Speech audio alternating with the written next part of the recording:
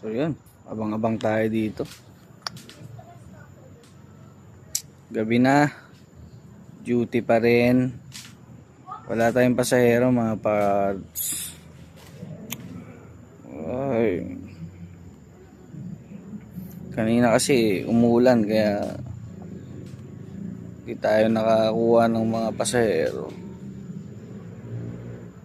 Dito, mag-isa lang ako dito.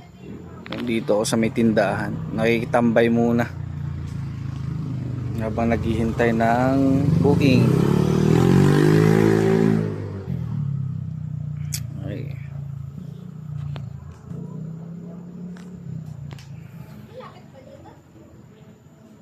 So, tanya. Ay, so, nandito ako. So, nagpapahinga.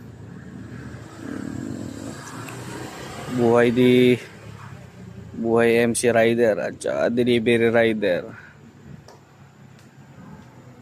Oh. So bibihira lang dumadaan dito kasi subdivision to eh. Umalis tayo dun sa pinakabayan. Sa mga naka-duty dyan, ride safe sa atin mga paps. God bless.